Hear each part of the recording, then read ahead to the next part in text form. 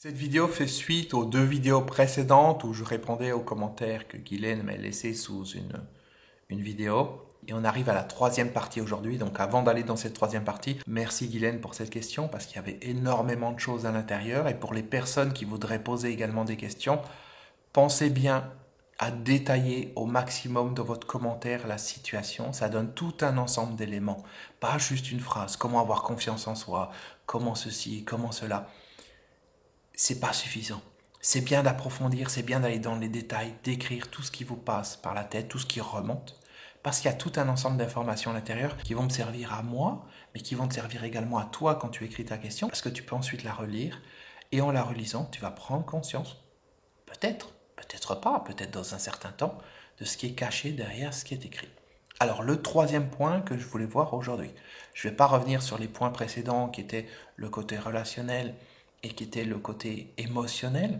Si tu n'as pas vu les vidéos, je t'invite à les voir. Tu as le lien dans la liste de lecture qui est en dessous. Le troisième point, c'était la fin de la question, enfin du message de Guylaine qui disait parler avec son cœur, naturellement et en franchise, ne convient pas. Parce qu'elle disait que c'était difficile de faire les choses, de relationner donc avec les personnes, avec certaines personnes de son entourage, et que quand elle essayait de construire des choses, si à un moment donné elle se laissait aller et qu'elle parlait avec son cœur, si elle disait les choses naturellement et avec de la franchise, ça ne convenait pas et ça causait des problèmes. Ok. Alors il y a un point important par rapport à ça, c'est qu'est-ce que c'est parler avec son cœur? C'est quoi? C'est une phrase toute faite. Parler avec son cœur. Mais quand on creuse, en fait, on se rend compte que parler avec son cœur, ça veut dire laisser sortir les émotions. Ça veut dire laisser sortir le stress. Ça veut dire toutes les choses qu'on a accumulées dans notre tête, toutes les rancœurs, toutes ces choses-là. C'est ça qui est caché derrière cette phrase, parler avec son cœur. Mais ça n'a rien à voir avec se connecter à son être intérieur. Même si je montre ici, c'est pas pareil. Ou alors c'est pas parler avec son cœur dans ce cas-là. C'est juste s'autoriser à dire tout ce qui traîne, tout ce qui est à l'intérieur. Et quelquefois, c'est décharger sur l'autre tout le stress qu'on peut avoir. Et l'autre, il se prend tout en pleine face. Parce que quand je lis parler avec franchise naturellement, on sent derrière qu'il va y avoir des reproches. On sent qu'on va dire à la personne oui, mais ça j'aime pas, ça je veux pas, etc., etc. Donc c'est pareil. Comme j'ai dit dans les vidéos précédentes, il y a une prise de conscience à avoir par rapport à ça. Pas une prise de conscience intellectuelle.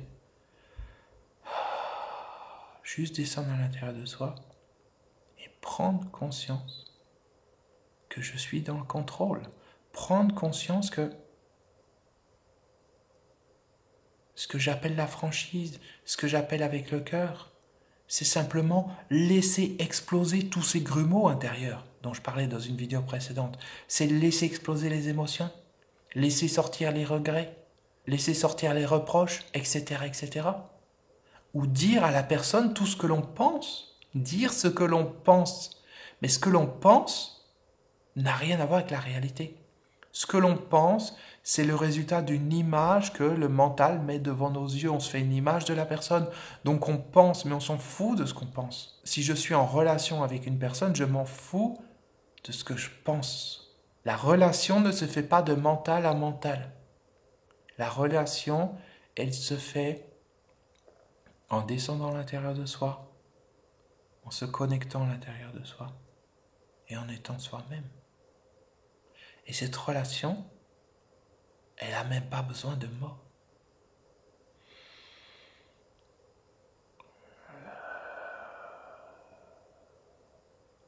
Je descends à l'intérieur de moi et c'est tout. Et la seule chose que je vais exprimer à la personne, c'est ma présence. C'est la seule chose dont la personne a besoin en face de moi. Elle a besoin de ma présence. Elle n'a pas besoin de conseils alors qu'elle ne m'a rien demandé. Elle n'a pas besoin de reproches. Elle n'a pas besoin que je ressasse des choses du passé. Elle n'a pas besoin que volontairement je reparle de certaines choses pour qu'ensemble on aille se rouler à nouveau dans la boue? Non. Elle n'a pas besoin que je lui envoie toutes mes émotions en pleine face. Non. La personne, elle a besoin que je descende à l'intérieur de moi. Et que je me connecte à ma présence. Et que je sois ma présence. Et à partir du moment où je suis ma présence intérieure,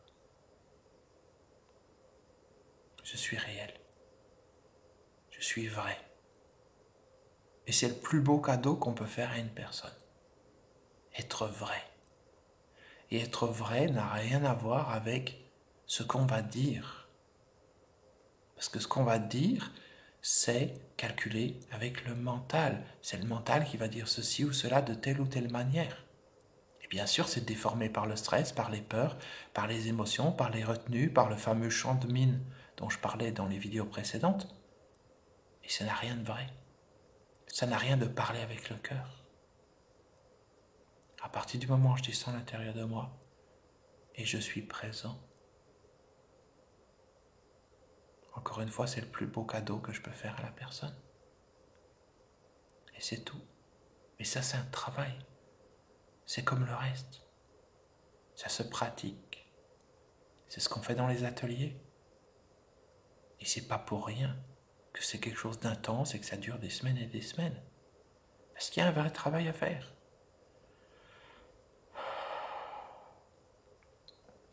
Donc la question, tu vois, quand je descends à l'intérieur, je peux même pas remonter en mode mental. Et c'est pas nécessaire. J'ai même pas besoin des lunettes. C'est pas nécessaire que je remonte en mode mental. C'est pas nécessaire que ce soit ma tête qui te parle.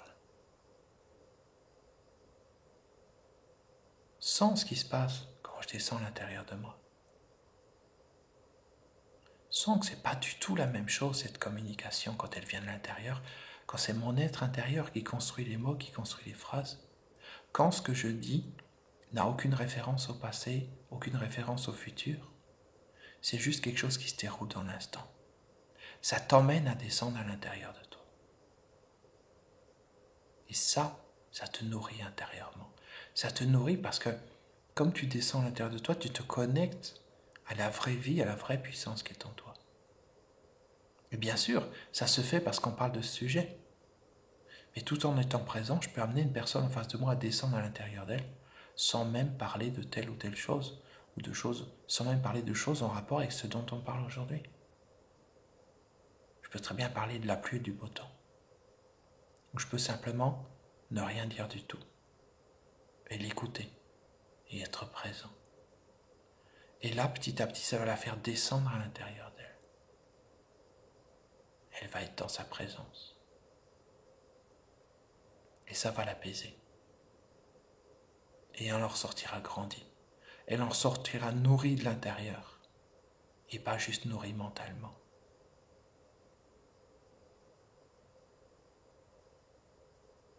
Alors on peut se poser la question de dire, oui, mais si la personne ne veut pas descendre à l'intérieur d'elle, si moi je descends et l'autre elle ne descend pas.